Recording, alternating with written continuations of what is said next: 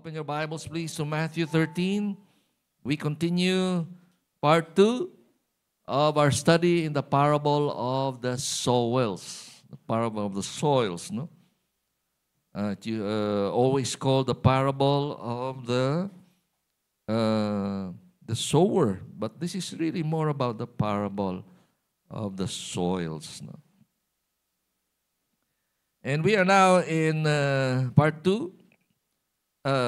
And we will continue to study the third kind of soil. Makita diya verses 22 to 23. The third soil, which is the thorny soil, which is a symbol of the choked heart. Ang kasing-kasing nga gituok. And we read there in verse 22, Jesus said, "As for what was sown among thorns, this is the one who hears the word, but the cares of the world and the deceitfulness of riches choke the word, and it proves unfruitful." Kini matud pa ni Lord Jesus ang yuta nga tunokon, ang tunok nga yuta. Ang mga tunok ni mao ang mga kabalaka dinhi sa kalibutan, the cares of the world. Mao ning nagatunok sa kini nga kasing-kasing og the deceitfulness of riches. Ang limbong sa mga bahandi mao kini nagatuok sa pulong sa Dios sa kasing-kasing sa tao. This is the kind of soil, the heart of people, where they hear the word, yes, but the cares of the world and the deceitfulness of riches choke the word. And the word of God does not grow in their hearts, in their lives. They do not bear fruit for the kingdom. So what are these cares, mga igsoon? I researched a little there from the Greek word merimna. It refers to anxiety and worry. Mata pa naging rich. All the concerns and the worries and the anxieties of this world. The concerns, the worries of this world may take the form of family worries, mga igsoon. The worry, the concerns for family. That choke the word in your heart. Maybe gipalabi nimo imong pamilya, or maybe wa na kay oras sa Ginoo kay puro pamilya, and maybe ang ilang gusto ang imong gisunod dili ang gusto sa Ginoo. Maybe sa napuno na mo sa mga problema, nalimtan nyo na ang Ginoo. It can be the concerns, the cares, the worries of family, and also the concerns of an unbelieving wife. If you have a wife nga wala nagato, nagasalig sa Ginoo, ang iyang mga concerns, iyang mga mga kakulangan sa pagtuo, maigo ka, maapektado ka. And it can choke the word in your heart. Pati ikaw, matakdan o mawadaan mo kagana. And by the way, that's in the Bible. Si Solomon, kadagan niya mga unbeliever ng mga asawa. The Bible says in 1 Kings, these unbelieving wives drew him away from God. Despite his wisdom, they drew him away from the Lord. And the kingdom was divided because of Solomon, because of his wives. Mas naminaw pa siya dito, speakers. The concerns of unbelieving husband, they may choke your faith in God. They may choke, matukan ang pulong sa Diyos nga dili mo tubo diya sa imong kinabuhi. The concerns of making money, building your career. Mas gipalabi mo pa ang trabaho mo kaysa ang Ginoo. Wa na kay oras. In 1 month, di na ka makitaan sa simbahan.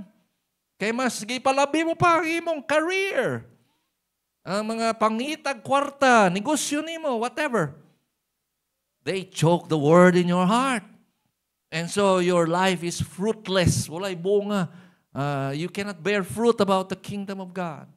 of the kingdom of God. And don't be surprised, mawadaan kapag salis Ginoo later on. Wala na ba si Biblia, wala na simba, wala na minos, pulong si Ginoo, wala na tanaw, wala gani ka pray. Pila ka bulan, siyaro. Mawadaan kapag tuo. Mawadaan ka, matuok ang pulong sa Diyos. Di na matubo. Okay? The cares of the world, that includes building a career, making money, jobs, businesses, whatever. You give me, you suggest to me the things I haven't mentioned. These things choke the word in a thorny heart. So, Jesus said, gipunan niya, napailain, deceitfulness of riches. You know, mao ko nuning nag-tuok,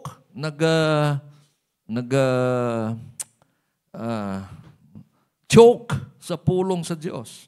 Kining pulong deceitfulness from the word apate, meaning deceptive desire. Wow.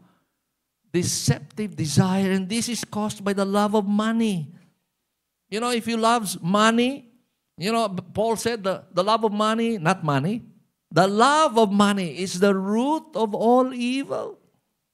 Mauugat sa tanang dautan, matod pa sa Biblia. Matod pa ni Apostol Pablo. Ang paghigugma sa kwarta, dili ang kwarta, ang paghigugma sa kwarta. The desire for more money, the love of money, deceit of money, deceit of riches. Matod pa ni Lord Jesus diri. The desire for riches, deceptive desire for riches, or the love of money. They choke the word in your heart. That's why Jesus said, it is easy for a camel to pass through the eye of the needle, than for a rich man to enter the kingdom of God. Because the love of money, you know, hinders them from entering the kingdom because they love money. Be careful, mga igsoon, kita nga mga Christians, believers, followers of Jesus. Let us beware against the love of money. Yes, let's make money. More money. Money pa more. But be careful in our hearts that we should not love money. We should use money for the kingdom. Amen? Give it back to the Lord. Live free. Live free. You receive freely, you give freely. Especially mga Christians nga ana ba? Sa kwarta, basta gani. Offering. Tithes and offering. Freely you received it, freely you should release it. Amen? Amen? Amen, Brad? So the thorny soil, we see here the third enemy of believers, the flesh. Unod nun. Sa first soil, hard soil, the first enemy is the devil. Second soil, stony soil, batuhon nga yuta. Second enemy is the world. Ang mga paglutos, kalibutan, external. Third soil, tunokon, tunok nga yuta. The third enemy is the flesh. Internal desires. Di ba? Di ba? Internal ni? Concerns of the world. It's from the heart. It's from here. And then deceitfulness of riches, love of money. Di ba? Hindi ninigikan. It's internal. And so, don't blame the devil all the time. Amen? Dagan digi, baso lang yawa. Tanan na lang sa lang. Yawa, sadaan. Oh, don't forget na diri pa. Na sa kalibutan, diri naman yawa. Ibaso lang tanan ng yawa. Basta na ang problema. So, this kind of heart, the choked heart, gituok nga kasing-kasing, he hears the word, yes. I believe it refers to people who believe in Jesus. They receive the word. They believe in Jesus. But they do not grow in the Lord. They do not bear fruit for the kingdom. They believe in Jesus, but they do not grow because of the cares of the world and the deceitfulness of riches. And there are many believers like that. There are many. If you are like that, you need to stop and pray to God and ask God, Lord, search my heart. Am I like that? Lord, make me to realize. Make me to see what you have seen already, O Lord. Help me, O God. Confess your love for money. Huh? Get right with your God. I do believe this refers to believers. And so my question now is, if the concern for the things of the world and money make your heart thorny, matuok ang pulong sa Diyos, is Matthew telling us that these people are not saved? I don't think so. I believe they are believers. I think the point of Matthew is that if you have a thorny heart, the cares of the world, the concern for money, it will choke the word in your heart. Ang resulta, dili ka mabungahon sa gingharian sa Diyos. I think, maura gina ang punto ni Matthew o ni Lord Jesus. You will stop growing in the Word and growing in the Lord. You will backslide, you will go back to the world. Just like many believers in the New Testament, in the Old Testament. You will stop, mawad-an gana mo sa mga butang sa Ginoo. Di nakamnimba, di kay ganang basa sa pulong sa Ginoo. That's the result. Kaya natukan man ang pulong diha, wa ni tubo kanimo diha sa imong kinabuhi. But I do believe you are saved. Why? Because the Bible says, salvation is by grace, by God's grace alone, through faith alone, in Christ alone. Grasya na yan sa Ginoo ang kaluwasan. It's not you. It's not because of you. It's not because you are better than the others, or you are holier, or you are serving the Lord, or your works. It's not about you and me. It's all grace, mga igsoon. Asa gikang grace, gikan nimo, it's all from God. So I believe the basis of salvation according to God's Word, Ephesians 2, Romans chapter 3, 4, and 5, it's all by the grace of God. All by grace, by faith, through Christ. By grace, through faith, in Christ alone. Wa na ilain mo anong kaluwasan nato. You are saved. But you are not growing in the Lord. You are not bearing fruit. Kay tungod sa mga kaguol sa kalibutan o paghigugma sa kwarta sa imong bahandi. Sigurado yun, hindi ka mamunga. But I believe you are saved. Does that mean okay ra ta magpakasala kay tungod na luwas sa ta? No. Ingon ni Paul, shall we continue in sin that grace may abound? No. God forbid. Matut pas King James. Pero in the Greek, really, it says, no, no, no. Absolutely no. Pero sa panahon ni King James, God forbid ang expression na. And so, no, no, no. How can you who are released from sin continue therein? Matut pa ni Paul. And so, let's be careful, mga igsoon. It might be our hearts, your heart, my heart, nga tunukon. Mas gipalabi pang kalibutan ang kwarta kaysa Ginoo, kaysa pulong sa Dios. Mao na nga dili ta mabungahon. And there are many believers like that. Many. They use their money to bribe God. Di ko ka-serve sa Ginoo pero mohatag ko dako ng offering. Malipay ang pastor pero do you think nalipay ang Ginoo?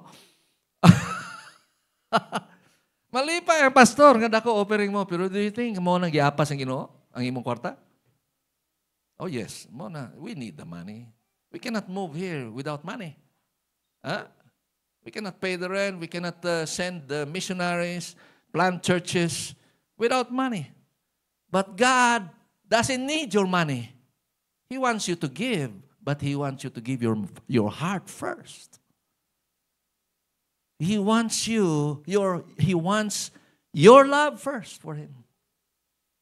He wants your heart. He wants His word to grow in your life, to bear fruit for the kingdom. And so, many Christians nga dato, they try to bribe God. Basi nabi pa lang sa dakong offering, kaluyan ko sa Ginoo. Oh my goodness, they miss the word of God. They miss the teaching of the word. That God wants them to love Him first and not money. And all the rest will follow. And then lastly, the fertile soil, the last soil. Fertile soil, which is the productive heart. Ang tabunok nga yuta, nga mabungahon nga kasing-kasing. Kini diyang fertile sa Cebuano, tabunok, no? Sige, taga-adtos tabunok, talisay, wa matakasabot nga fertile diya na. Pero karon puro naman siminto diya. Wa may, unsa min na, magatubo diya. Wala, puro siminto, tabunok. Fertile soil. Tabunok nga yuta. Ang uban nga mga binhi sa pulong sa Ginoo nahulog sa maayo nga yuta. Gitawag ni Lord Jesus mabungahon nga yuta. Fertile. And so it is good soil because it is productive soil. It is a good heart because it is a productive life. Nagatubo ang pulong sa Ginoo, mabungahon ang gingharian sa iyang kinabuhi. Amen? Wow, kanindot, no? Kanindot nga makitaan ka ni Ginoong Hesus ba? And then sultihan ka niya ang imong kinabuhi, mabungahon sa akong gingharian. Wow! You know, mao ka nang ihapa sa Ginoo. Wow ka nang ihapa sa Ginoo sa atong kinabuhi. Yeah. That our lives will be fruitful for the kingdom. And that's the point of our Lord here. So fertile soil, what did he say? Verse 23, for what was sown on good soil, good. This is the one who hears the word, understands it. He bears fruit. That's the mark of a good soil, productivity in the kingdom of God. And yields, in one case, 100, another 60, another 30. Sa Cebuano, sa usa ka pilo, 100 ka pilo. Okay, ang harvest na ginapilo man na. Ang wheat harvest, taas man na. So ginapilo, bandol. So usa ka bandol, 100. Kaduang bandol, 60. Meaning, daghan ang bunga. And this is the good soil. Verse 8, matod pa ni Lord Jesus, the good soil produces what? Grain. The others fell on good ground, yielded a crop. So, naibunga. Verse 23, matod pa niya, productive life. Productive heart. And so, the fertile soil refers to the one who hears the word, understands it, and the word of the kingdom takes root. Nang gamot diya sa kasing-kasing. It grows in his life, and his faith grows in the word of the kingdom, and his life bears the fruit of the kingdom. But the producing heart, mga ison, cannot produce without perseverance. Kinanglan magpadayon, the productive faith is a persevering faith. Nagapadayon, mula hutay diya sa Ginoo. Kinanglan kita mula hutay. Mula hutay ta magpadayon ta, we should endure in Christ. Amen? Bisan daghan mga ang pag-anto, sige lang, banat. Padayon diya kang Kristo. Yeah? Amen? Dili nga, mapapipildi ta sa yawa o sa kalibutan. You know? The fertile soil, I believe, is a persevering heart. It symbolizes people who believe in Christ and they follow Christ despite persecution, despite tribulation, despite troubles. They follow Christ. Yes, they have concerns, cares of the world, yes. But they are secondary. Christ first. Ikadura ng mga concerns. Yes, they need money. They work for money, yes. But they will not allow themselves to love money and be deceived thereby. They know their priorities, Christ and His kingdom. These are kingdom believers. They know their priorities in life. Jesus first. Can you say that with me? Jesus first. Say that again. Jesus first. Sa una, bata pa ko, or bago pa ko sa Ginoo, murag high school ba to? Ninggawa si Jerry Falwell sa TV. Naka siya TV show. And then ingon niya, natay bagong pin, Jesus first. And then i-announce siya, if you want, we can send it to you. Just write us. Siga mata na ko, tuo ko dayon, sulat ko. Can you send me Jesus first? lapel, o pins. Di ba? Gold pa to. Jesus first. After a few months, naabot ang envelope. May na lang na ay Jesus first. Oh, I wore it proudly. Jesus, asa na to ron? Nawala na, nawagtang. Jesus first. That's a good motto. Kingdom first. God first. Jesus first. So, these believers with a good soil, good heart, productive heart, they care only for the glory of God. Amen? The glory of God. The kingdom of God. And what is the kingdom? It is the rule of God. The kingdom of God, first of all, is the rule of God. Ang pagdumala sa Diyos. It is a reign. It is a place. Ang pagdumala is spiritually rulership, but also it can be physically a place. Later on, when Jesus comes, it will be a place. He will rule His physical kingdom. But today, for now, between now and the coming of Christ, the kingdom of God is among you. The kingdom of God is in you. The rule of God is in our hearts. In our hearts. Does Jesus rule your life today? There is the kingdom of God. Wherever we go, the kingdom of God is there. And so, kining mga believers, there are believers who are saved but not productive. Non-productive because of the cares of the world, love of money. There are believers who are saved but they are productive. They work for the kingdom.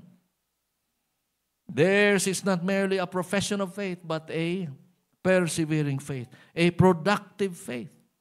Ang ilaha, dili lamang pagtuo nga pahayag sa pagtuo, kundi mabungahon nga pagtuo. Productive faith. It is marked by a willing obedience to the King in the kingdom of God. Matinumanon sa mando sa hari si Ginoong Hesus. And so let me close with this challenge to you. There are different kinds of soil. The first soil, different kinds of hearts. The first soil is the hard soil. There is the stony soil, baton. The thorny soil, tunokon. O productive soil, mabungahon. Which soil are you? Which heart are you? Unsa imo kasing-kasing? Unsa klase nga yuta ang imo aron? Is your heart like the hard soil where the word of the kingdom does not grow? Kay gikuha na si Yawa. Is your heart like the stony soil? Baton. Nga nagapadayon sa makadiyot lamang, apan, pag-abot sa mga problema, paglutos, suya sa mga kaila, dagan mga problema sa kalibutan, wala ka na nagpadayon? Is your heart like the thorny soil, tunukon?